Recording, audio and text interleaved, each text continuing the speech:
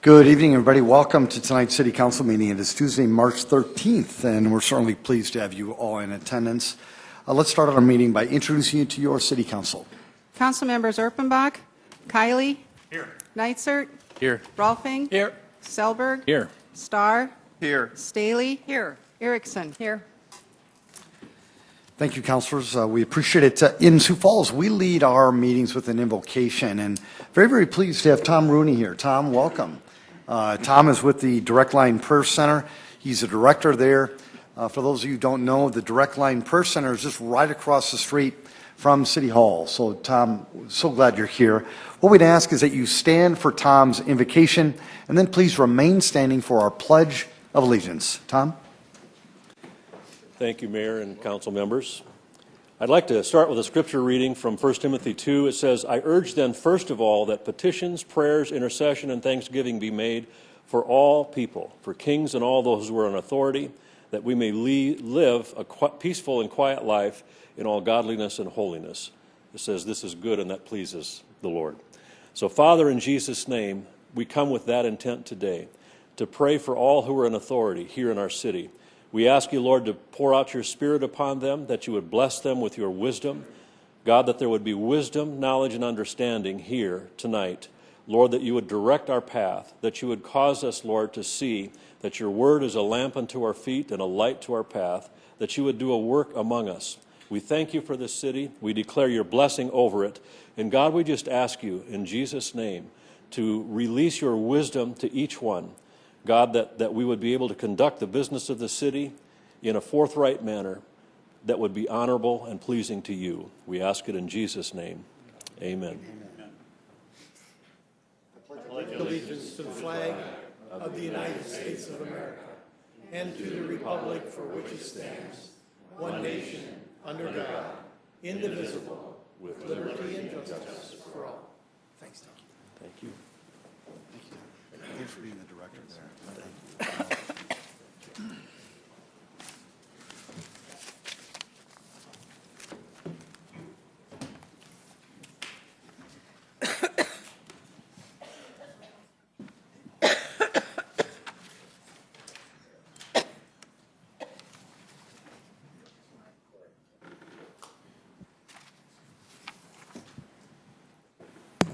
Well, good evening, everybody. Welcome to tonight's City Council meeting. Certainly pleased with the great attendance.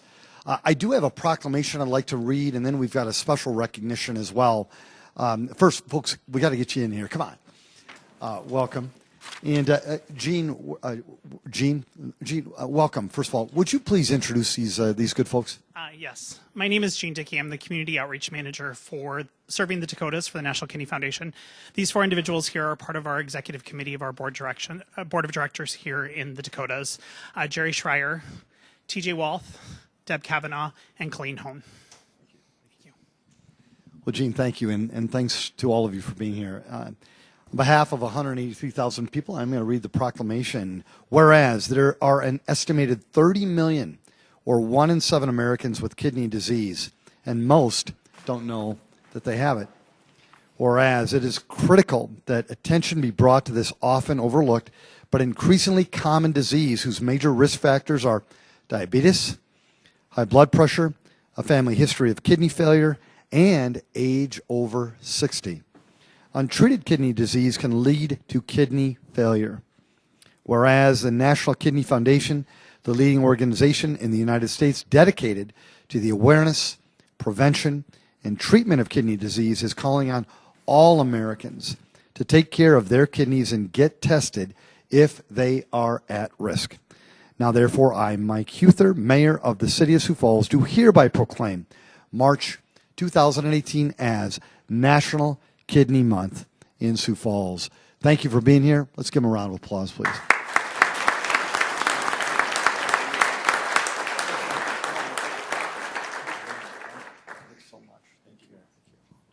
And now a special recognition. Any of the folks from Oakview, if you wouldn't mind, come forward, please. Thank you. Thank you. First of all, welcome. Please introduce yourself, and why are we here tonight? Well, I'm John Nordley, and I am the president of the Oakview Neighborhood Association. And Oakview Neighborhood Association was started last year. It's been in existence 1 year. And we've been busy over the last year. You know, neighborhood concerns, setting up neighborhood watch areas. Later this spring, the signage is going to go up, identifying the Oakview neighborhood.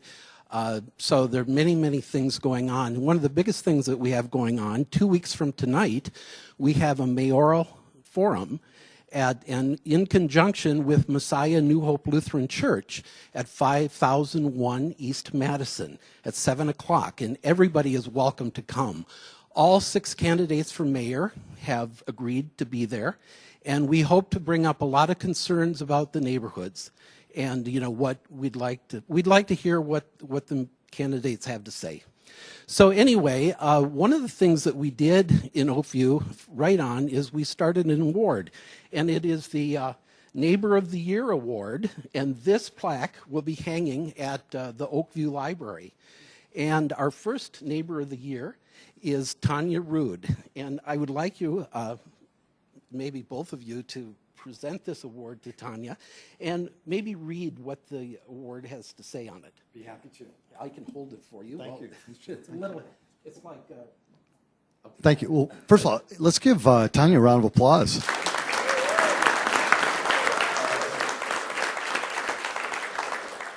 And woo-woos are fine at this point. They're good.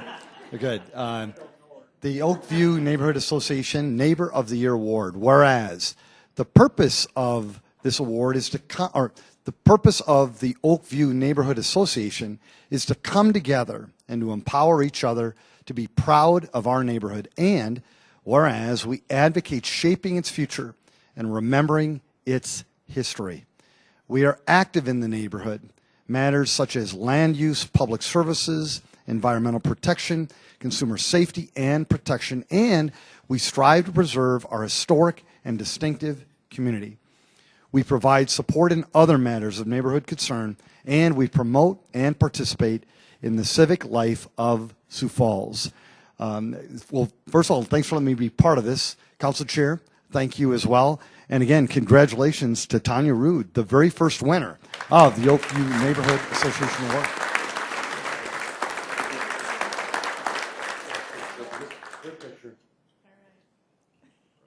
Thank you. Thank you all. Congratulations. Thank you so much.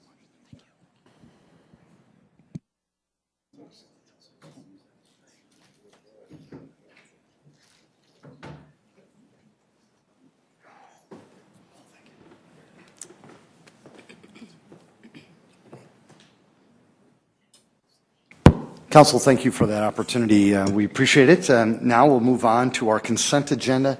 Any motions, changes, discussion? Move to approve. Second, Selberg. Thank you. Council Chair Kiley's made a motion to approve our consent agenda, seconded by Councilor Selberg. If no discussion on roll call vote, please. Councilmember Kiley, Yes. Nitzert, Yes. Rolfing. Yes. Selberg. Yes. Starr. Yes. Staley. Yes. Erickson. Yes. Thank you, Council. It is passed 7-0. Our regular agenda, any changes to that? Move to approve, Nitzert. Second, Erickson. Councilor Nitzert's made a motion to approve our agenda for tonight's meeting, seconded by Councilor Vice Chair Erickson. A roll call vote, please. Councilmembers Kiley, Yes. Nitzert. Yes. Rolfing. Yes. Selberg. Yes. Starr. Yes. Staley. Yes. Erickson. Yes. Thank you. That is also passed 7-0. Thank you. Folks, welcome. We're certainly pleased to have you all here. This is what we call the public input portion of our meeting. It gives you an opportunity to engage the council on topics that you deem worthy. We just ask you come forward, state your name, and then if you could keep your comments to 5 minutes or less, we would appreciate that too. And then one final thing, if you could just address the body as a whole, the council would appreciate that. Welcome. Sierra Broussard, Sioux Falls. So we're going to have positive things to say tonight before the negative happens. So, as you know, John Holtzwood, the Argus leader, after 11 years of journalism, is leaving the Argus leader for a different career path. John Holt, knowing him for a short period of time, is very passionate and dedicated to the community. Not too many people recognize journalists in cities like this.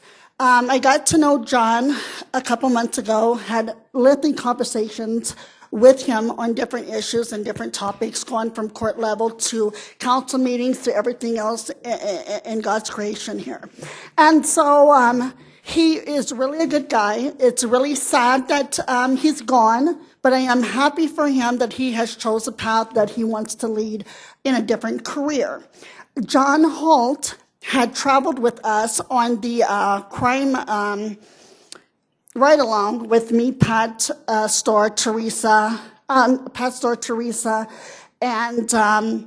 and he rode along with us. And it was quite interesting to see him, how he cared about the community. And at the end of the ride-along, I get a text message, and it was a happy ending for him because his wife had the 9-pound and something baby. So he was very excited about that. So we had a journey that was kind of negative that night. Because when God on the streets, it's nothing positive. I'm not going to sit here on the streets and be happy about nothing. So it was a very serious time that night and serious matters on some of these streets here. And then we had a happy ending on a journey to a new baby girl that his wife had had. So I told John that I was going to talk about him tonight. He cannot be here, but I'm sure he's watching on TV. And I just wanted to tell him and tell the people of Sioux Falls that he would be very missed and loved as a journalist. And he has very much touched everybody in a different way in his writings over the years. And also, I would like to say that he did Bruce Danielson's story, court story, when it came out. He did that court story, and he also did the Marcy's Law story a couple months back. So I was very interested in his creative thinking and his creative writing.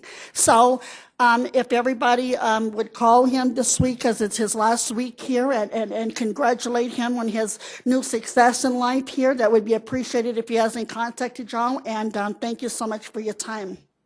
Thank you, Sierra. Appreciate it. Folks, anybody else? Welcome. Scott Ersman, Sioux Falls.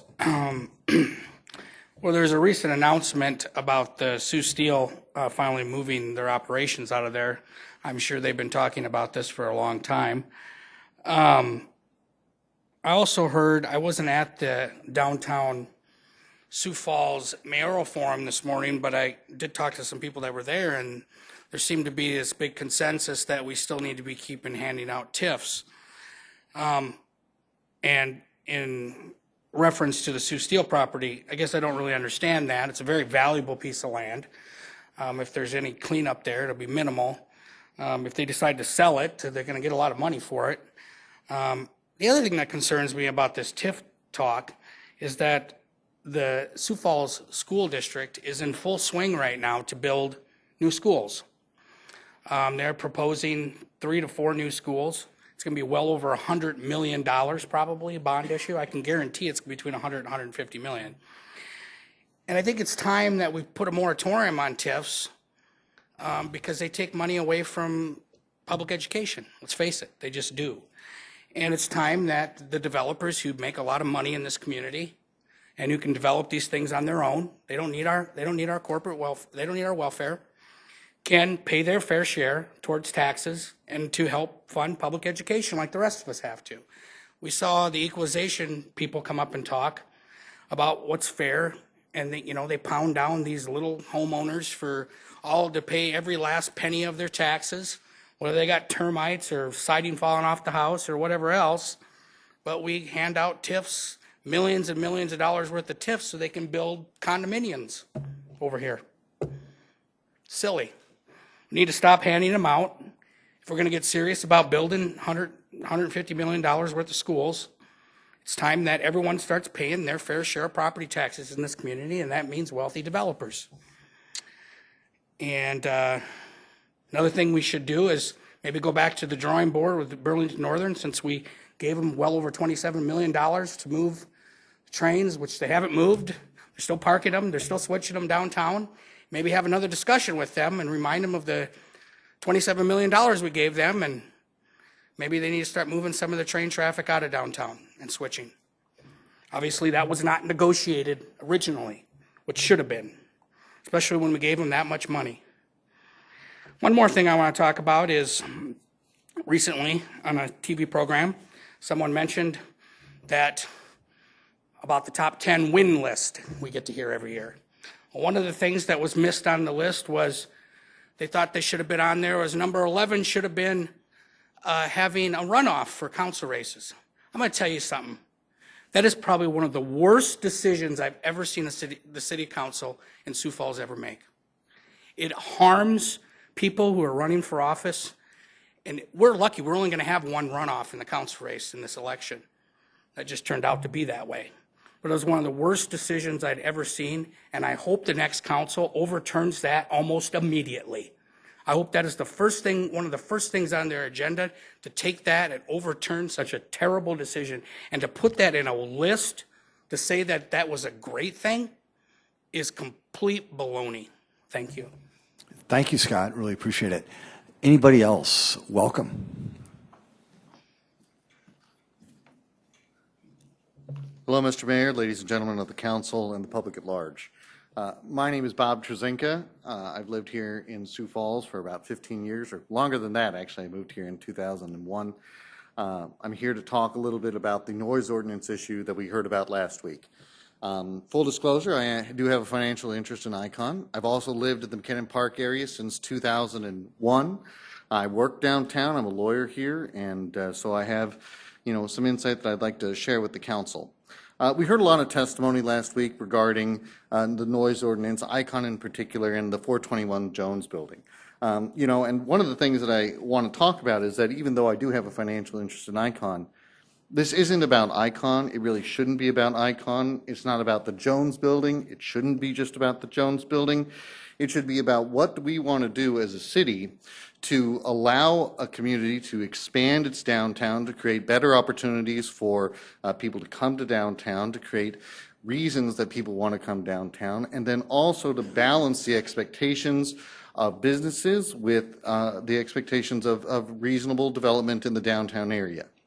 The one thing that I want to talk about in particular is there were citations to other cities and towns, and there was some reference as to the experience in Denver.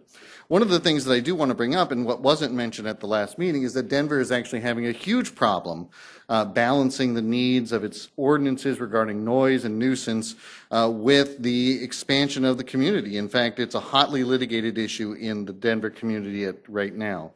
And increasingly, it's something that's been litigated all over this country, and something that a lot of cities have taken the opportunity to maybe be a little bit more proactive in balancing the needs of fostering a vibrant downtown, also with the needs of people to develop and have residential spaces downtown. And that's why I took a little bit of time and researched into what's an organization called the Responsible Hospitality Institute. That's an organization that works with various municipalities all over the country. I recently had the opportunity to look through some literature that the town of Pleasanton, California had issued, that it had worked and developed ordinances to help really develop and foster a hospitality district in the Pleasanton, California community, which I really think is something that we should look at here in Sioux Falls for the downtown district. And because let's think about it. When we're looking at downtowns, retail driving, downtown business is the past. We can see that just by looking at big box stores all over this country. They're increasingly being supplanted by online sales and other issues and other online retailers. And so what is it that drives downtown communities? The research increasingly indicates that you have to have some sort of entertainment draw to bring people into the downtown neighborhoods. And then you have to that causes people to shop in these retail environments. They come downtown for the entertainment, they spend their money in retail, they stay and they use the restaurants, and that all drives tax dollars to the larger municipality. But we have to balance, because when you have entertainment, there's going to be noise, there's going to be the potential for crime, and so we have to balance those things. And so there are 6 guidelines that I would suggest that the city really look at when they're evaluating what to do with the downtown area. First is public safety. Second, music and entertainment. Third, multi-use sidewalks. Fourth, transportation. Fifth, venue safety and security. And I think we've started to address these issues and address them in a positive way. I'd like to focus in a little bit on the music and entertainment because obviously I have a very limited amount of time.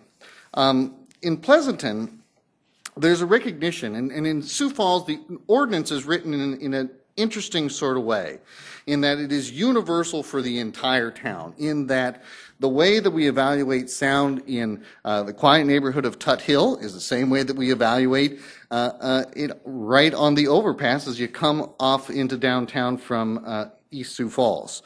And interestingly, and as I've worked with as we've worked with the Department of Health for ICON and the sound issues that we've had there, we've really actually realized that the ambient noise for the majority, almost the entire day, in the downtown area is close to 60 decibels, meaning that if ICON made zero noise, in theory, just because we're downtown, we're outside the noise ordinance We're outside the noise ordinance. Bob? Yes. Thank you, sir. Oh, thank Appreciate it. You bet. Have a great night. Thank you. Folks, anybody else? Welcome. Point of order, Mr. Chair. I would like to ask for him to be able to continue. Okay. Council Chair, I'll defer to you.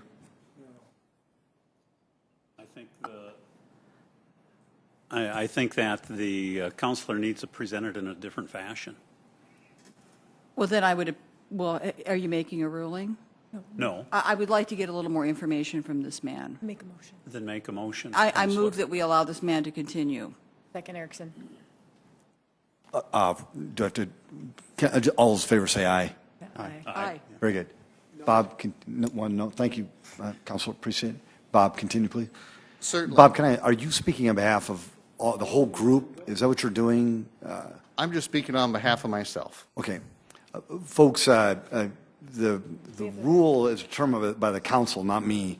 Was a 5-minute rule. So what the council just did is they're allowing more time for Bob. But Bob, for the rest, I would encourage you to, if you can, keep your comments to 5 minutes or less. And Bob, I think you could have with a bit more organization, but go right ahead, sir. Certainly. I'll keep it short. Thank you. Currently, we use the L90 standard when we're evaluating it. The problem that we've run into is that ICON was certified last Friday to comply with the L90 standard for the 55 decibels. Within an hour or two of being certified by the health department, there had been a complaint to the police that we were outside of it. The police then measured using a non-L90 standard and said that we were out of compliance. So I think one of the things that we need to do is first make sure that we have consistent policing and consistent evaluation. Second, when it regards to guidelines, the Pleasanton community has adopted certain guidelines, which I'd be happy to share. They're freely available online. And that they measure it under this standard at the business property line, and that Sunday through Wednesday from 8 a.m. to 10 p.m., it's less than 74 decibels. And that's also from Thursday to Saturday from 8 a.m. to 11 p.m. And then after 10 p.m., it has to be less than 70 decibels. Now, that's for areas that are zoned commercial and commercial or mixed use. Residential then are measured at similar standards to what are in Sioux Falls, which is 60 decibels. What I would ask and what I would ask the city to consider is two items. Number one, to make sure that the city consistently enforces the noise ordinance. And number two, reevaluating how we look at the noise ordinance from the standpoint of making sure that we have a noise ordinance that doesn't, that accounts for that we have a business that may have been there for some time, that there's some sort of reasonable expectation for a business to plan what can come, so that a residential building isn't built right next door and all of a sudden you go from 65 decibels to overnight having to be at 55 decibels. And so I would encourage the city to look at the Pleasanton experience and to evaluate using those standards. Thank you. Thank you, Bob. Appreciate it. Folks, anybody?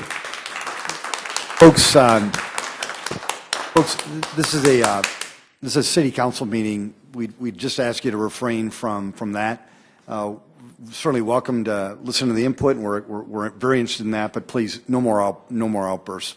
Thank you. Welcome. Hello, everybody. My name is Thor Barden, resident here in Sioux Falls. First thing, I definitely want to thank the gentleman just before me for providing all the input that he felt was necessary. I also thank the council for allowing that extension. I'm actually just a little bit upset right now that somebody sitting in front of me would accuse somebody whose profession actually revolves to being around organization and then accusing them of not being organized. That's very disrespectful. Thor, With regards, sorry if you don't mind, folks, the time limit wasn't set by me. It's set by the council. My job is to moderate this and to follow the rules as set by the council. Okay, my issue is not the way the that it time is. limit. It's simply Or the continue. It's simply the criticism that was provided. With regards to the noise ordinance, first, I think we definitely need to acknowledge Icon Lounge's efforts to get within the noise ordinance that we had set forth. I applaud them in how quickly they responded, how responsive they were to the public and wanting to work this out. I think that definitely deserves recognition for what it is. But I think it also, just as many people have stated, it points to a bigger issue. We're growing. We need to figure out what we're going to do with downtown. You just heard the decibel levels, of ambient noise during the daytime.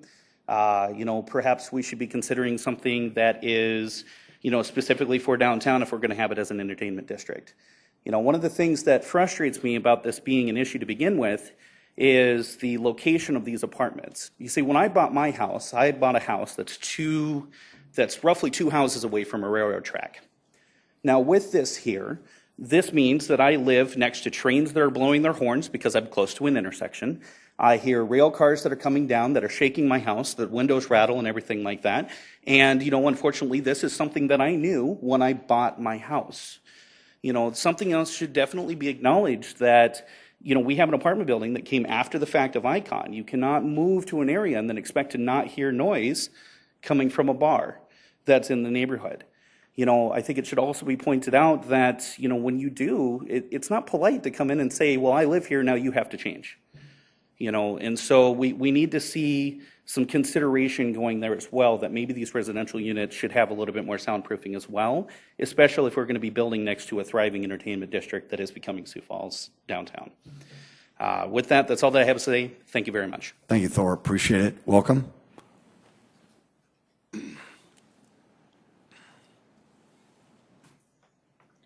Tim Stanga. I just wanted to let everybody know that the last meeting that we had, there was a lot of good input out there, and I want to thank Mr. Kiley on how he ran that meeting. He respected the people that came up here. He gave them the time to speak, and the people that were in the audience, they weren't afraid to come up here and speak because they felt like they were at home. And I really do appreciate how you ran the meeting last week, because it was presented as a professional. I thank the people that came back for the second week in a row, because it's time that the people, they start standing up for what the city is really for. It's for the people. It's not to come and make regulations or try to tell people how to do things. It's how to be able to stand up and hear your voice. And I really appreciate you guys coming in. I, too, am like Scott. Why did we change how we elect city council members? There's a big reason why. It's because normal people don't have the money to run on. They don't have $10,000 to spend, $8,000 to spend. You can shake your head all you want. That's the good part about it, is because you're gone. But I guess the thing is, what I'm looking at, normal people cannot run, because we don't have a name and we don't have money behind us. And we don't have people that are going to give us money to be able to buy votes. We need people that are going to be on the city council, that are going to be here for the citizens of Sioux Falls and not for the special interests. And when you come into a runoff, and I don't care, you guys can shake your head all you want, but when it comes into a runoff, anybody like Greg, Teresa, Pat, they're not going to be able to have the money to run on, because it comes to more money. Thanks, Tim. Thanks, Tim. Folks, anybody else? Welcome. Mike Gunn. Obviously, you know I'm running for office. I'm also here for the decibel thing down in the downtown area, but I'm here for another reason, and that is that You know, I think the citizens are getting tired of hearing that the train's left the station. It's already been voted on. It's a done deal. Because I think the citizens are never going to forget that you didn't listen to them before you made them votes. And if certain people get into office, I believe that the train that left the station is going to be recalled. Just wanted to let you know that. Welcome.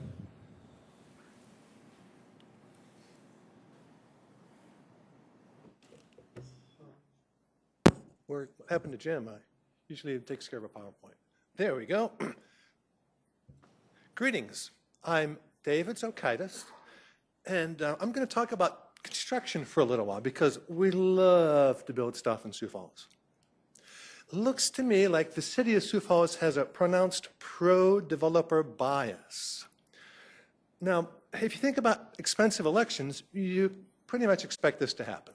If it costs $200,000 to get elected for the office of mayor, there's got to be some payback because people that donate that kind of money don't donate that kind of money. They make an investment.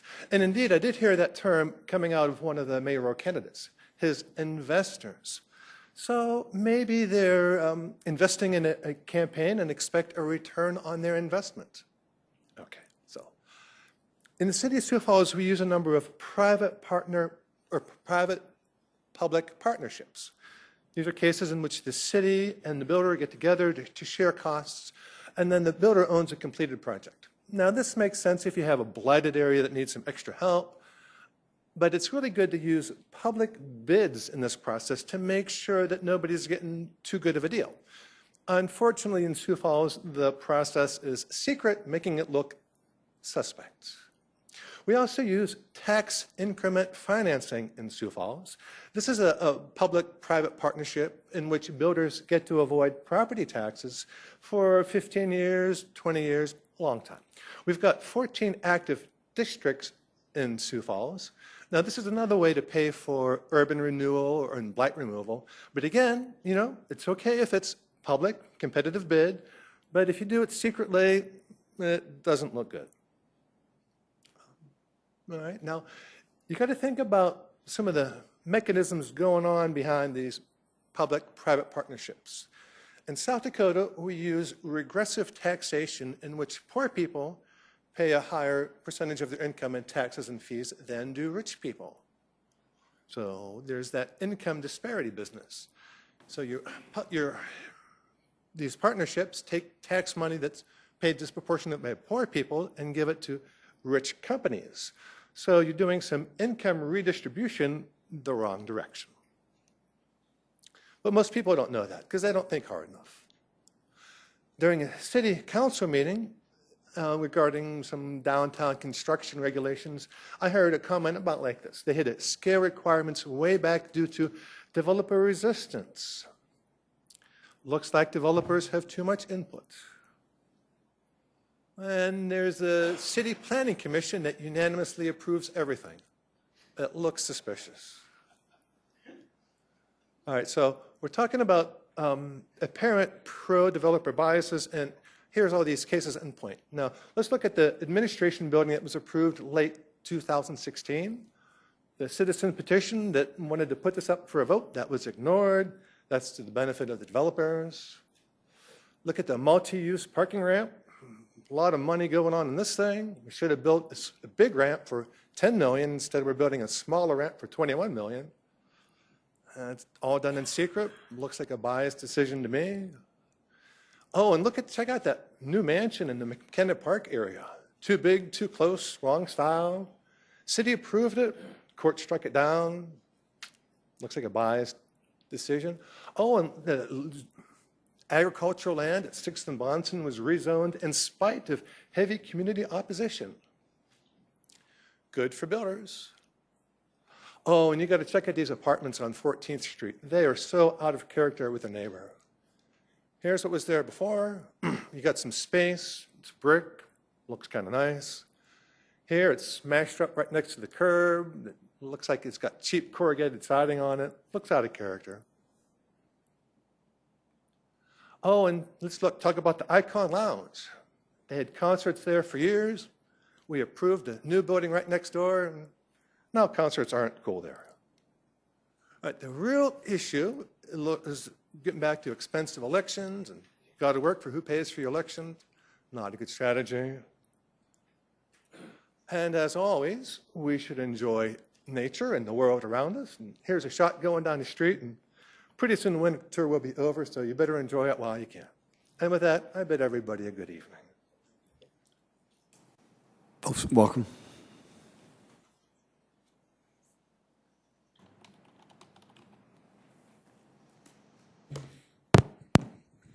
Bruce Daniels in Sioux Falls.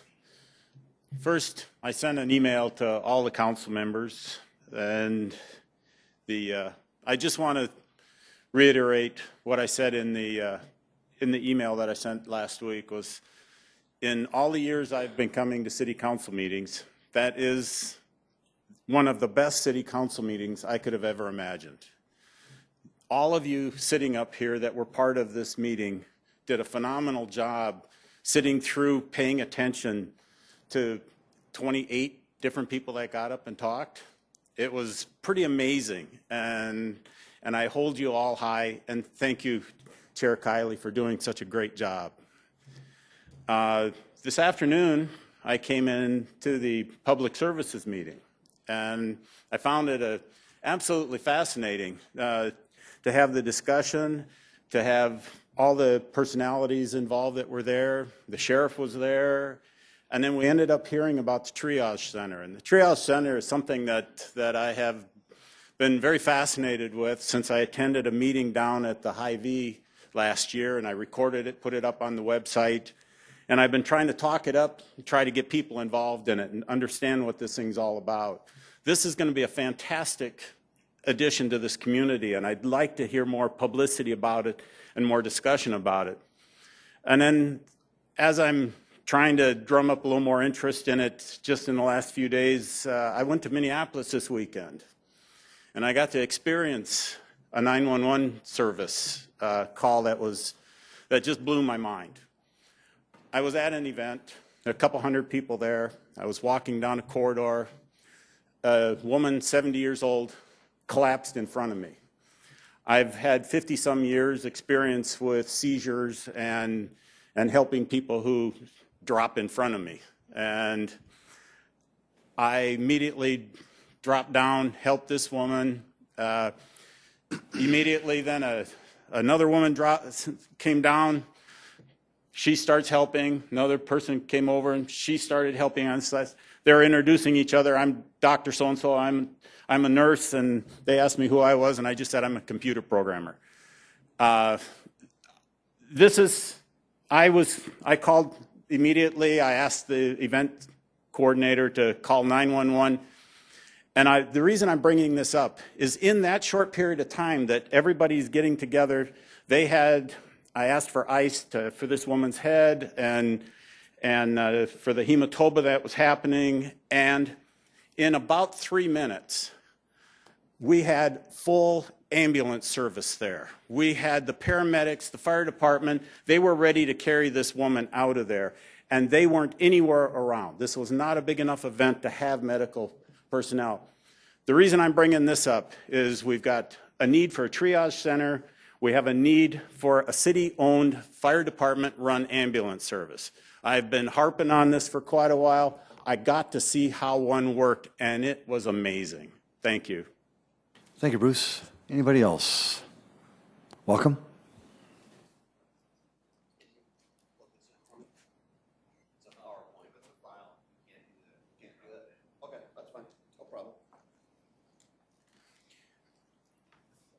Hello, Mayor, Council. My name is Jim Geisler. Hi, Jim. On the City of Sioux Falls' City Council website, the vision that the city has come up with states the City of Sioux Falls will be a vibrant, attractive, and safe city recognized as a model community, which takes pride in its history, diversity, and environment. It also promotes downtown as a community focal point, provides visionary and creative governmental leadership, is an economic center for Minnehaha and Lincoln County, promotes an excellent business environment, value its public employees, and recognizes their achievements. What I want to point out is the city council has said that it promotes downtown as a community focal point, which includes not only the 421 Jones building, the Lucky's Bar, Wiley's, and the Washington Pavilion down here as well. We've been talking about the noise decibels. Residential from 6 a.m. to 10:30 is 60 decibels. 10:30 to 6 a.m. is 55. And we heard from the gentleman that the ambient noise down here exceeds those alone. They're more in line with the commercial decibels. Now, for those that may or may not know, there is, according to the ordinance, Title 9, Chapter 93, a permit that you can apply for relief from the noise restrictions for activity, and that shall be gone through to the health director or his or her designed agent. Permits may be issued for activity conducted between 6 a.m. and 10:30. Permit shall allow the permitted sound pressure level to be no more than an L90 or 70 decibels, which right there already exceeds commercial. So we're saying that if you apply and pay a fee, we're going to look the other way as far as the ordinances go. The permit shall allow sound pressure no more than 65 and up until 10:30. Otherwise, it can go. Now, permits may be issued in the Main Street Sioux Falls Business Improvement District for the purpose of music and entertainment. So we have the soon to be going in amphitheater on the Meadows. We've got the when we have the bands and sidewalk downtown along the riverbanks. That's all music and entertainment, along with Icon wanting to have their bands. Now, the Main Street Sioux Falls Business Improvement District is for all of downtown. Icon falls within that. The hours of 6:30 and 10:30, except Friday and Saturday nights, may be permitted to be granted from 6 a.m. to 11:30. These permits shall allow the permitted sound pressure level to be no more than the 70 decibels. So we're saying, so basically the downtown area is getting oh, you're downtown? That's fine. You can get a special permit, pay the money, unlike other areas, have to be done at 10:30, which to me is not fair at all. The application for the sound level permit can be found on the Sioux Falls Health Department website area. Main Street Sioux Falls is different than any other area of the city. The question begs to differ. Why is downtown sometimes different than other areas of the city where other outdoor parks or visions may want to have music? So, and if Icon would like to apply for this, I don't understand why we say we have to pay a fee if we're already going to look at, I would ask the council to look at maybe making it 65 since the ambient noise is already 65. Thank you guys for your time. Thank you, Jim. Appreciate it. Folks, anybody else? Item 8. Item 8 is a second reading, an ordinance of the City of Sioux Falls, South Dakota, declaring certain real property of the city surplus and approving offer to purchase. Good evening, Mayor and City Council members. Don Kearney with Parks and Rec. Evening, Don. Thank you. This agenda item and the next agenda item are both related to the sale of the former East Side Fire Station and library located on city property adjacent to Heritage Park. This specific agenda item would declare the property located at 600 East 7th Street surplus and approve the offer to purchase with Bedrock Development LLC. The members of this LLC include Todd and Sarah Stone and Jason and Jennifer Erickson. With that, I'd be glad to answer any questions you might have. Folks, this is a second reading, so you have the opportunity to engage the council on this topic. Anybody interested? Council? I'll move approval. Second, Neitzer. Councilor Councilor, you made the motion to approve. Thank you. And Councilor Neitzer, you seconded. Thank you. Any discussion? Yes, Councilor Erickson. Thank you. I've said it every week. I'm just making it known that our last name is the same, and no one in my family has a financial interest in this property whatsoever. It just happens to be we share the same last name, spelled the same way. Thank you. Thank you. A roll call vote, please. Councilmembers Kiley? Yes. Neitzer? Yes. Rolfing? Yes. Selberg? Yes. Starr? Yes. Staley? Yes. Erickson? Yes. That is passed 7-0. Item 9. Item 9 is a second reading, an ordinance of the City of Sioux Falls, South Dakota, authorizing the mayor to enter into a development agreement between the City of Sioux Falls and Bedrock Development, LLC, along with other documents, amendments, or other instruments as may be deemed necessary and appropriate consistent with the development agreement. Again, good evening. Don Kearney with Parks and Rec. Again, this item is related to that Heritage Park building. Just a few key points in the terms and conditions of this development agreement include the purchase price of $211,500, which meets the state law requirement of 90% of the appraised value. The design of the building renovations must comply with the renderings attached to the agreement. The development must be complete within 18 months of the effective date, and construction must commence by July 1st of 2018. As a reminder, this property is zoned live work, and it will become ultimately the offices of Stone Group Architects. Finally, Bedrock Development intends to seek National Historic Register designation for the building. And I would just like to also close and thank Bedrock Development for what I think is a really great proposal that will really work great for the neighborhood. And also like to thank the various city departments that assisted with this project. And as you know, many of the projects involve multiple city departments, so I appreciate their efforts as well. Glad to take any questions. Thanks, Don. Folks, anybody in the audience want to speak to this particular item? Councilor? Move to approve. There's been a motion to approve, has been seconded. Councilor Starr. Yes. Director, I guess I'm curious why we felt that 90% below, 10% below market value was the appropriate price to sell this piece of property. Yeah, certainly the state law requires that it be 90%. The condition of the building is one that's going to take a significant investment in order to rehab, and so we took that in consideration as one of the rationales for thinking that the 90% was acceptable.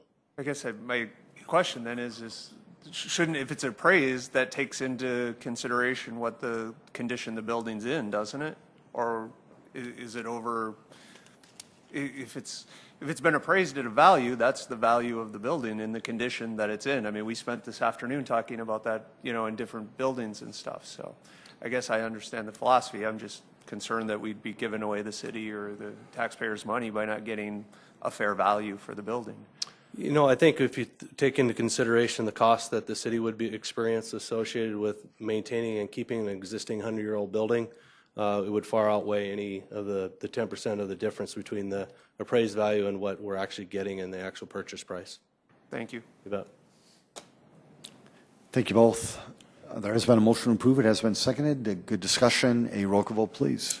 Councilmembers Kiley? Yes. Neitzer? Yes. Rolfing? Yes. Selberg? Yes. Starr? Yes. Staley? Yes. Erickson? Yes. That has passed 7-0. Thank you. Item 10. Item 10 is a resolution vacating a portion of the 66-foot section line right-of-way north and south of the east-west 1/4 line of sections 2 and 3, Township 101 North, Range 49 west of the 5th PM, Minnehaha County, South Dakota. Good evening, Mayor and Council. Kurt Peppel, Public Works Engineering. Items 10 and 11 are related. They are two right-of-way vacations in the Wexford addition, which is just southeast of the Benson Road and I-229 interchange. Item 10 is an old section line right-of-way that they are looking to vacate to help with redevelopment of this area. Petition was prepared and submitted per state law and complies with the street vacation policy. Neighborhood meeting was not required for this. It is an unimproved section of right-of-way. If the vacation is approved, an easement will not be reserved for public or private utilities. Engineering supports the vacation. Kurt, thank you. Folks, it's a resolution. You can speak to this item if you want. Anybody interested?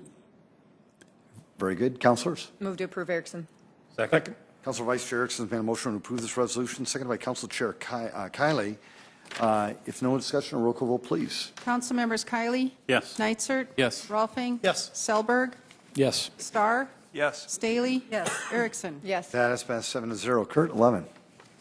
Item number 11, 1 second.